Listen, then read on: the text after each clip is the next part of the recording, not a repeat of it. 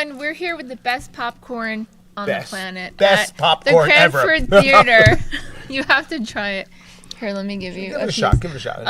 I'm Lauren Konkar-Sheehy. I'm the executive director of the Garden State Film Festival and production specialist at Brookdale Television. We're here live at the Cranford Theater. To my left is... I'm David Schoner. I'm a board member on the Garden State Film Festival, and I am also the screenplay chair of the festival. And with us today, we have Chris, who is the filmmaker with The Strange Dark, which is a fabulous movie that you have to come see. It's playing at the Cranford Theater on Saturday, March 29th from 3:30 to 5:45. It's block CT37. Chris, tell us who you are and your role in making the film. Yeah. And before we started rolling, you were telling me how you wanted to make something that was fun. Yeah, so I'm Chris Messineo. I'm the writer-director of The Strange Dark. I've been filmmaking for my whole adult life. The Strange Dark is my first feature. I did lots of shorts, commercials, music videos. I taught filmmaking for 20 years. But this whole time I'm doing all of that, I'm dreaming of the day that I'm going to make my first feature. The Strange Dark was really about wanting to make a movie that I just wanted to see, kind of a throwback to the Twilight Zone episodes that I loved, Spielberg movies of the 70s and 80s that I loved, things like Close Encounters and E.T., really inspired by those films.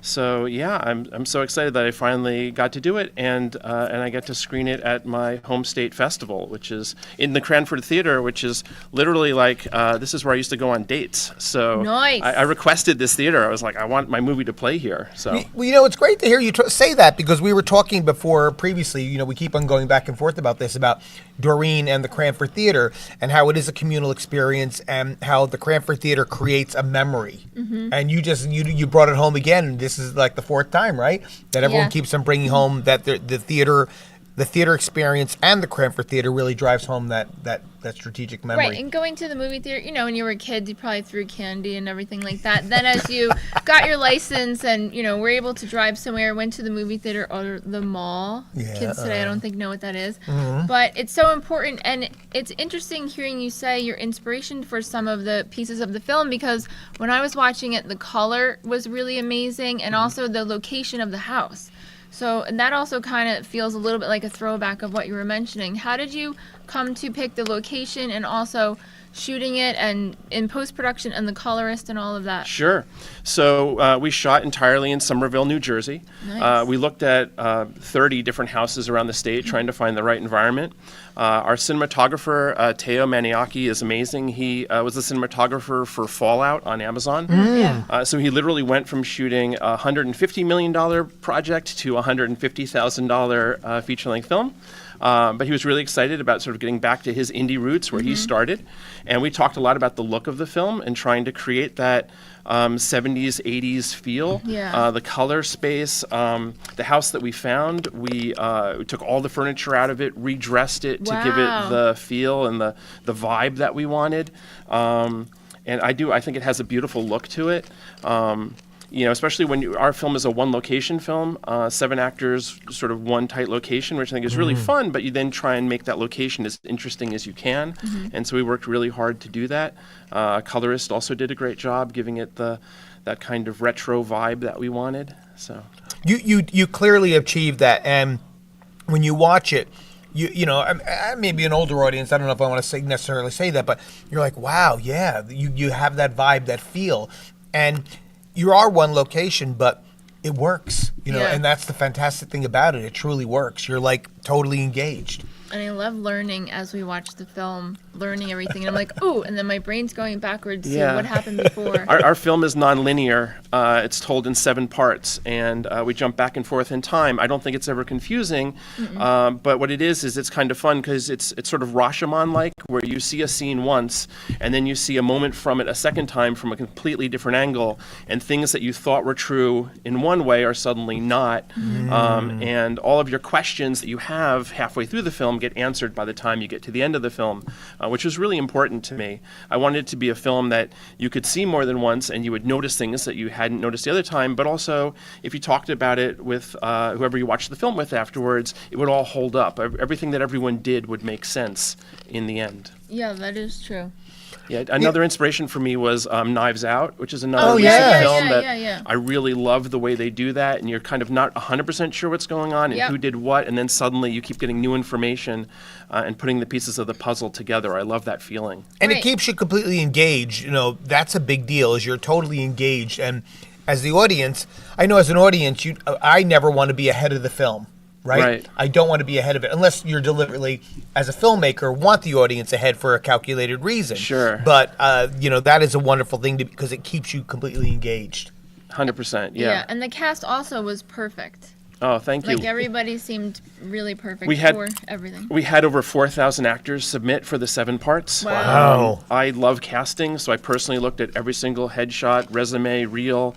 We then asked 100 actors for each of the parts to submit audition tapes. I then Wow. watched all those tapes. It was Wow. like about 700 tapes, and then we Wow. brought in our 4 favorites for each of the parts for in-person auditions so that we could meet them, get a sense of who they were, and also have them audition opposite each other so we could see their chemistry with each other. We also knew that our adult actors would be living in the house that we would be shooting in because we weren't big enough of a budget to put them up in hotel rooms, and they were all down for that. They said it was sort of like adult summer camp. Yeah. So we Yeah. wanted to make sure we had people that you wanted to hang out with on a set for a month. Yeah.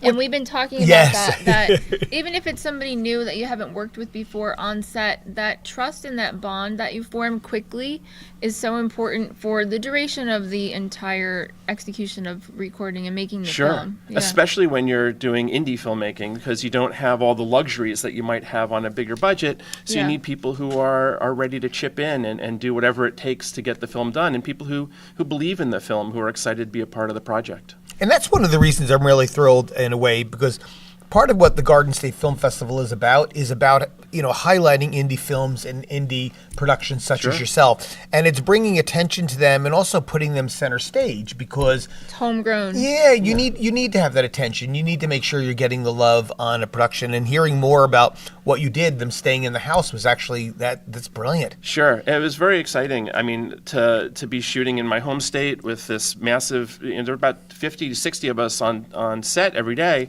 the biggest set I'd ever been on, so that was very exciting. But there's, the constant indie challenges that you run into. For example, we were a 20-day shoot. Day 16, we showed up. There's no power in the house.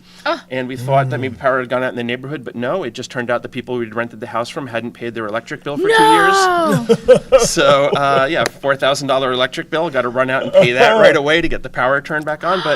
But every indie film has those There's something has that those comes up. stories Yeah. that you'd never imagined that you have to overcome. And I think Wow. what you just talked about is great for our audience that's watching, is because indie filmmaking is about pivoting, right? Sure. It's about Yeah. pivoting, but it's also about pivoting and maintaining the artistic integrity and also the vision. You have to pivot sometime, but you just maintain the intent. Sure, and the other benefit to indie is you don't answer to anyone else. It's Yeah. it's that artist's vision for what they wanted, and I can honestly say when I wrote this script 3 years ago that my film is 99% of what I imagined when I wrote it. I didn't really have to compromise, and so really proud of what we were able to do.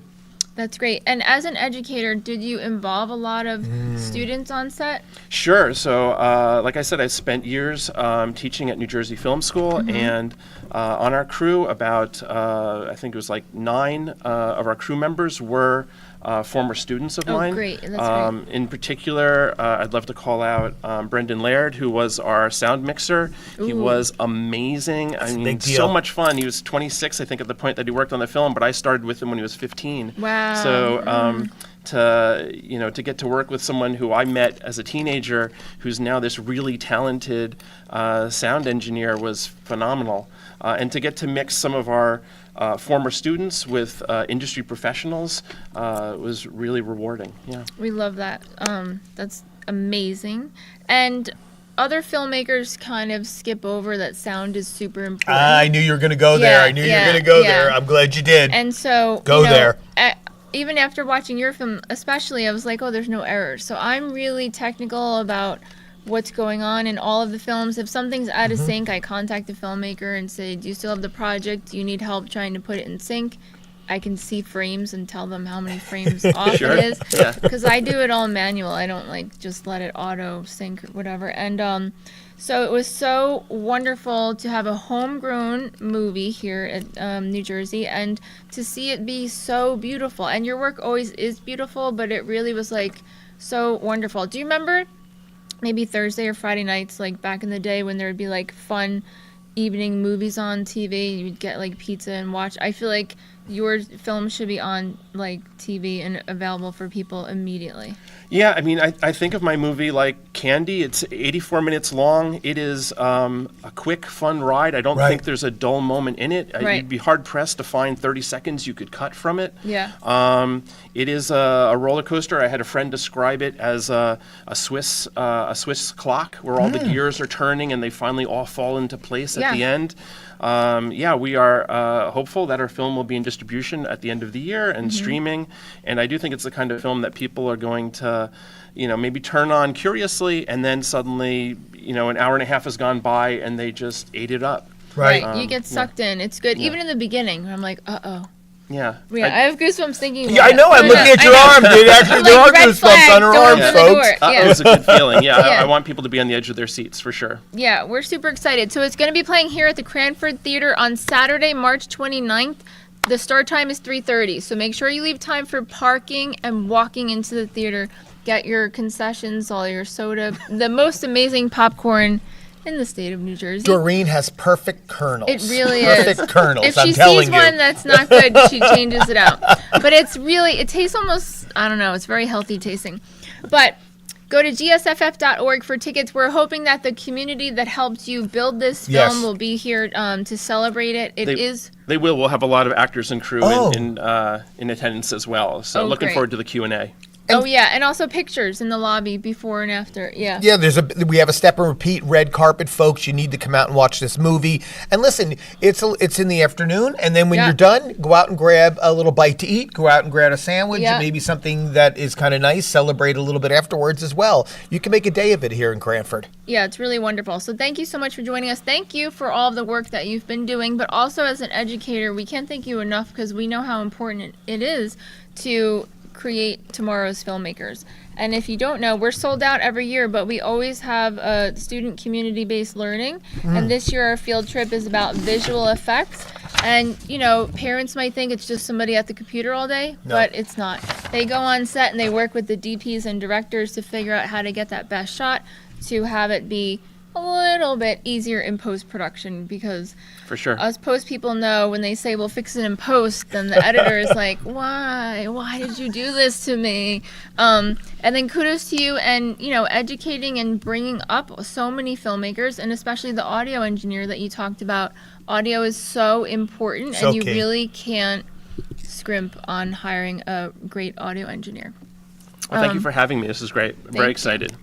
You're welcome. We're excited too. So we're here live at the Cranford Theater, and that is where The Strange Dark. Actually, I want to give a shout out to your shirt. Yes. Thank you very much. That's really cool. Yeah, They very should proud. be selling soon. But we're excited. So go to gsff.org for tickets. March 19th is the cutoff to get a Parkway Pass that allows you to get into everything except the Sunday Night Awards Dinner, which is a separate event. That is black tie optional, and it's like a wedding. It is not a fundraiser. That's right. The event pays for itself, and so we're hoping to see everybody there, and we'll see you next time.